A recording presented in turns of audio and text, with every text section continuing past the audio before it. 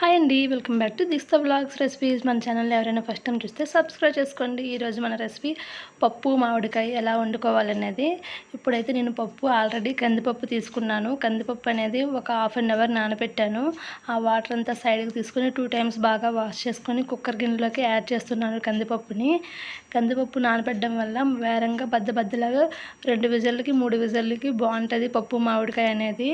ఇప్పుడు కట్ చేసిన మామిడికాయ ముక్కలు నేను తొక్క తీసి కట్ చేసుకున్న మామిడికాయ ముక్కలు వేసుకుంటున్నాను. అలాగే ఉల్లిపాయ, కరివేపాకు, పచ్చిమిర్చి యాడ్ చేస్తున్నాను. ఈ విధంగా యాడ్ చేసిన తర్వాత ఇందులోకి కారం, పసుపు యాడ్ చేసి ఒక గ్లాస్ వాటర్ అనేది యాడ్ చేస్తున్నాను. మనం ఒక గ్లాస్ పప్పు తీసుకుంటే 2 గ్లాసుల వాటర్ అనేది యాడ్ చేస్తాం కదా.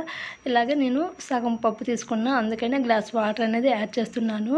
ఇప్పుడు ఒకసారి బాగా ఈ విధంగా మిక్స్ చేసుకొని మూత పెట్టేసుకొని క్లోజ్ చేసి 3 విజిల్లు అనేవి ఇవ్వాలి. స్టవ్ ఆన్ చేసుకొని కుక్కర్ పెట్టుకొని 3 విజిల్లు అనేది ఇవ్వాలి. ఇవ్వండి. ఇప్పుడైతే ఈ రెసిపీ వేడివేడి అన్నంలోకి చాలా బాగుంటుంది. మీరు కూడా ఒకసారి ట్రై చేయండి. 3 విజిల్లు వచ్చిన తర్వాత ఒకసారి ఆవిరంతా పోయిందో లేదో చెక్ చేసుకొని ఇప్పుడైతే ఒకసారి ఇవ్వండి, పప్పు అయితే ఇలా బద్దలుగా కుక్ అయ్యింది. ఒకసారి బాగా మ్యాష్ చేసుకోవాలి. పప్పు గుత్తుతో కానీ ఇలా గంటితో కానీ మ్యాష్ చేసుకుంటే పలుకులుగా ఉంటే చాలా బాగుంటుంది పప్పు అనేది. పప్పు మామిడికాయకి మొత్తం ముద్దపప్పులా కావాలంటే అలా కూడా చేసుకోవచ్చు, సేమ్ ప్రాసెస్సే. ఇప్పుడు ఒకసారి బాగా కలుపుకున్న తర్వాత స్టవ్ ఆన్ చేసుకుని ప్యాన్ పెట్టుకొని ఒక 2-3 చెంచాలు ఆయిల్ అనేది వేసుకున్నాను. ఇందులోకి జీలకర్ర, ఆవాలు, అలాగే ఎల్లుల్లిపాయ రబ్బలు తొక్క తీసినవి ఒక 10-12 ఎల్లుల్లి రబ్బలు వేసుకోవాలి. బాగా ఫ్రై అయిన తర్వాత 2 ఎండుమిర్చి అలాగే కరివేపాకు వేసి పప్పు అనేది తాలింపు అనేది వేసుకోవాలి.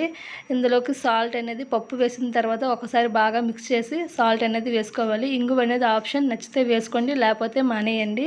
మీకు నచ్చుతుంది ఇంగువ ఫ్లేవర్ అంటే ఇంగువ అనేది యాడ్ చేసుకోండి. పప్పు అంతా ఇందులోకి వేసేసుకున్న తర్వాత కొద్దిగా వాటర్ వేసుకొని ఇందులోకి రుచికి తగినంత ఉప్పు అనేది వేసుకొని ఒక పొంగు వచ్చినంత వరకు ఉడికించవాలి.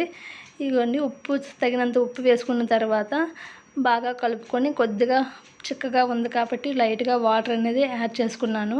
వాటర్ అనేది యాడ్ చేసుకున్న తర్వాత ఒక కుతకుతలు అని ఒక పొంగులు వచ్చినంత వరకు కుక్ చేసుకొని స్టవ్ ఆఫ్ చేసేసాను.